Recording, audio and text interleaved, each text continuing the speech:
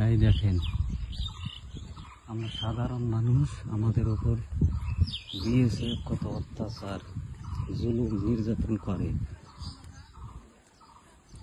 খুব নির্যাতন জুলুম করে।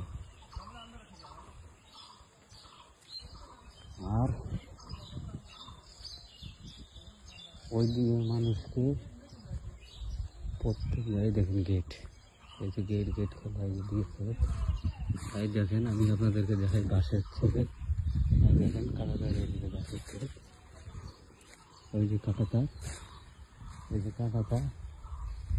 তাই দেখেন সকালেই এই যে ভারতের একজন লোক বিএসএফ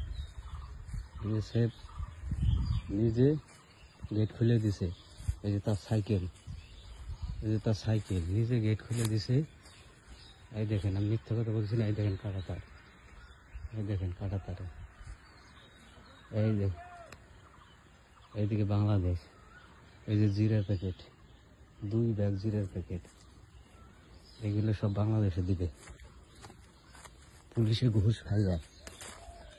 খাইয়ে পার করছে। এই দেখেন 1 ব্যাগ জিরার প্যাকেট, এই দেখেন 1 ব্যাগ জিরার প্যাকেট, ঠিক আছে, 2 ব্যাগ জিরার প্যাকেট পুলিশ ঘুষ খাইয়ে পার করবার দিছে। 3 টাইম এইরকম 2 বস্তা করে, 3 টাইম 2 বস্তা করে এইরকম বিএসএফ পার করতে দেয়। বিএসএফ 3 টাইম পার করতে দেয়। এর নাম মোহাম্মদ, ঠিক আছে। রোজ আল্লাহ 30টা দিন এরকম করে জিরের প্যাকেট থেকে নিয়ে যত রকম প্রোডাক্ট আছে সব বাংলাদেশে দেয়। বিএসএফ কিচ্ছু বলে না। আর আমরা সাধারণ মানুষ জমি চাষ করতে আসি, পানি দিতে আসি, আমাদেরকে পিটায়, ঠিক আছে। আমাদেরকে তাড়া করে, বাড়িতে যাই হইয়াল্লা করে। বিএসএফ বাড়িতে যাই হইয়াল্লা করে, মহিলাদেরকে পর্যন্ত দাবড়ায়।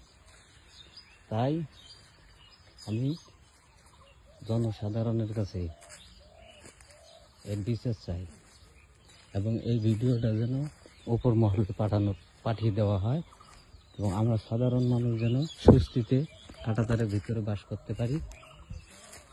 এটাই আমার আবেদন। এই দেখেন গেট খোলা, দেখছেন, এই দেখেন গেট খোলা, এই দেখেন গেট খোলা দিয়েছে, ঠিক আছে। আর এই যে বাংলাদেশ বর্ডার, ঠিক আছে। এইরকম করে আমাদের বিএসএফ অত্যাচার করবে, হ্যাঁ।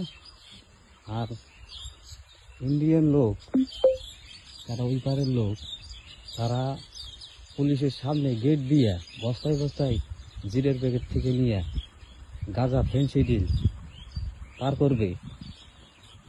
আর বিএসএফ আমাদের নিরহ মানুষদের উপর অত্যাচার করবে, এটা মানা যায় না, ঠিক আছে। আজকে আমি সকালে এসে আমি এটা ধরতে পারলাম।